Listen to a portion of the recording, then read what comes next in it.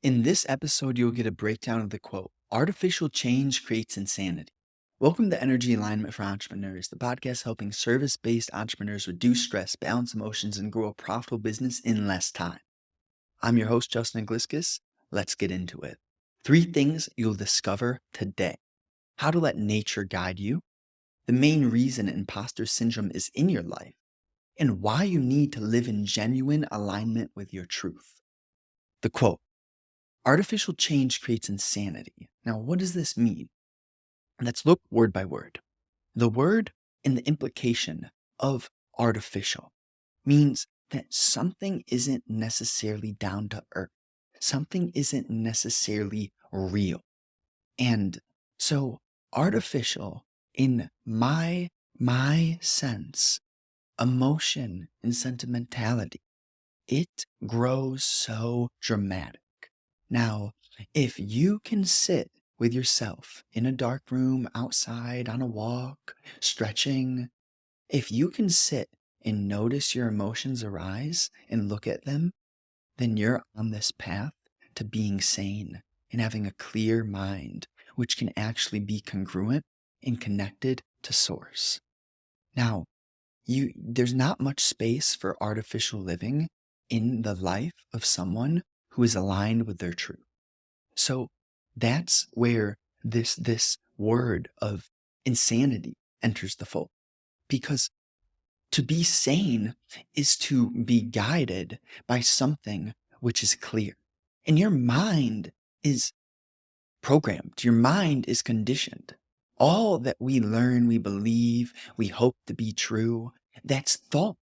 But real truth is not in the field of thinking. Real truth is so true that it hits you in your heart and you feel that, right? Like that's what real change is. Real change is undeniable. Real change is irrefutable. Artificial change is opinionated. Artificial change is tied back to conditioning, society, tradition, programming, beliefs, and hopes. To believe is to admit that you don't know. Because if you knew, you wouldn't believe. If you knew, you would see it to be true. To believe is to hope. To see something to be true is it's just there and it's obvious. And now the thing with truth is it's so true, you don't need to share the truth to try and get someone else to agree with it. No, that's what people with opinions and beliefs do. They share their stuff like that and they project it onto you because they hope that you agree with them. But the truth is the truth. The facts are the facts. And that's what we're talking about. Real change, real transformation, real awakening. That's what we're talking about. So how to let nature guide you. Really look at your life when you're not in nature. Now, if you do not have a connection to the forest, to the sun, to nature, well, everyone does inherently. But if you're one of those individuals who probably isn't watching this video, but if you may be one of those individuals who is in a dark place right now, you're spending most of your time in your room, you're eating processed food, and you're not exercising consistently. Start there, please. Start there. Get outside, exercise, go on walks, and start lifting some weights and running. If you just begin there with simple whole foods, frequent outdoor nature and fresh air, and then some intense exercises, yet sustainable exercises like walking, and then the intensity comes through the running, the weightlifting, the sport, jujitsu, football, whatever you are aligned with. That is the greatest way to begin to set yourself up to be guided and connected to the essence, which is going to make your life strong, real, and worth living. Meaningful, really meaningful. And you let nature guide you from first getting into nature, but then also seeing what happens when you don't do those sort of foundational actions that I've just listed. Because when you go into nature frequently, you'll feel in your entire being what it does for you. For example, right? Like I'm doing 4, 5, 6, 7 however many hours of business I can per day.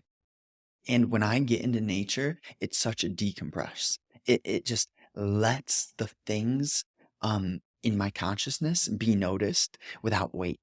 So I can look at what my consciousness is without judgment. And then that creates a calmness, a serenity, a freedom, a space, a space.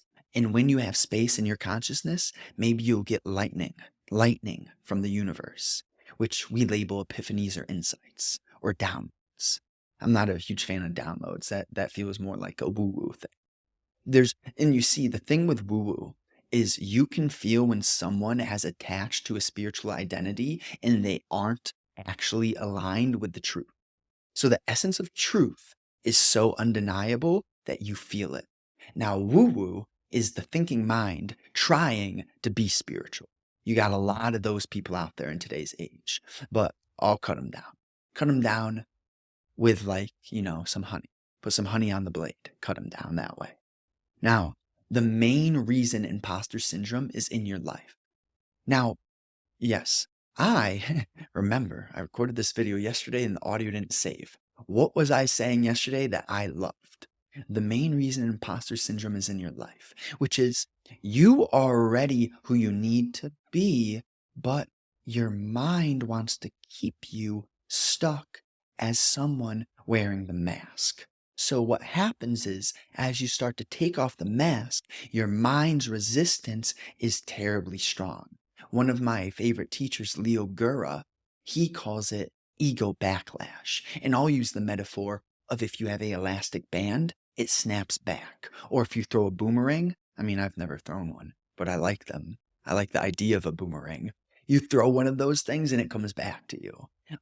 What happens is when you're uprooting the mask, the lies, the falseness in your life, the falseness wants to get stronger to keep you there. So the main reason you feel imposter syndrome is because you're probably doing what you need to do, but the weak part of you wants to keep you back. All you have to do is not judge it, not resist it, but you need to have a healthy lifestyle foundation, which gives you space, consistency through balance, through variety, through diversity.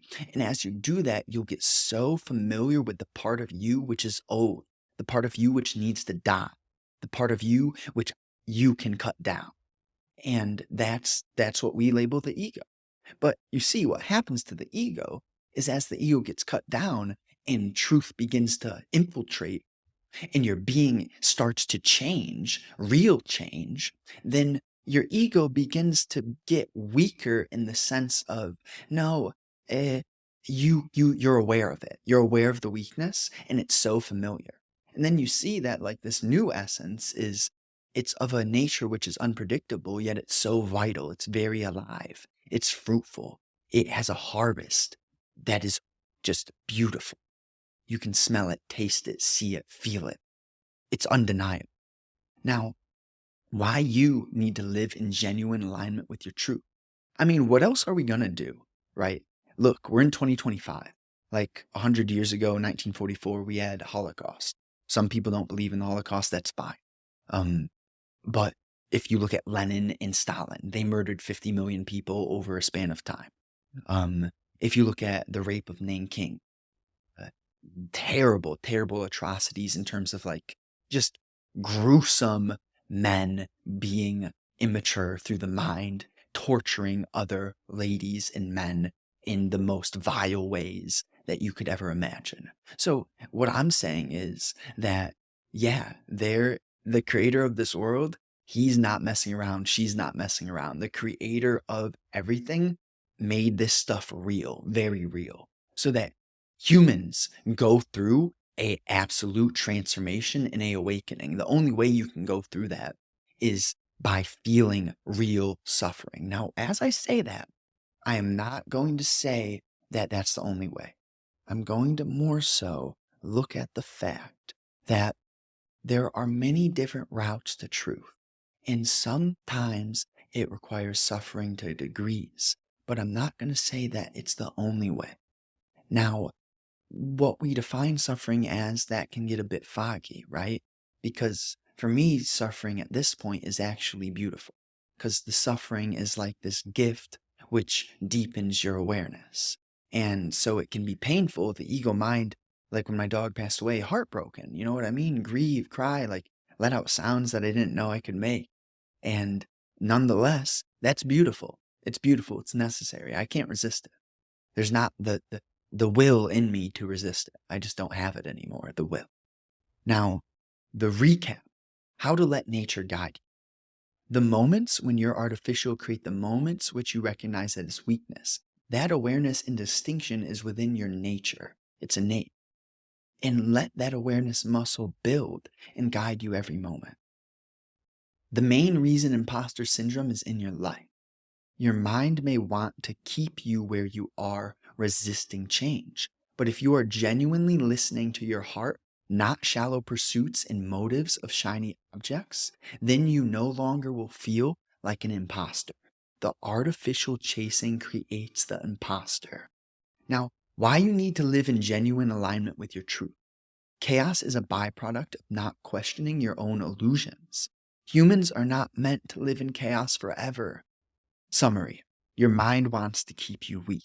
So let yourself sense when you're being genuine to your heart's interest. Cut through your own falseness, and there will be no imposter left. I love you. Thank you. Thank you for listening. I love you. New episodes Monday, Thursday, 10 a.m. Eastern Time. If you want to work one-on-one, if this resonates with you or hits home or is meaningful, my offer is that work with you to expand your consciousness through self-inquiry so you can decrease anxiety, fear, stress, negative emotion, physiological imbalances, smoothen out your nervous system, create a lifestyle foundation which is healthy, get your physical vessel ripped in shape, etc., etc. We can list many benefits. I love you. Take me up on that if you're interested. Link in description. You can schedule your call right now. Speak soon.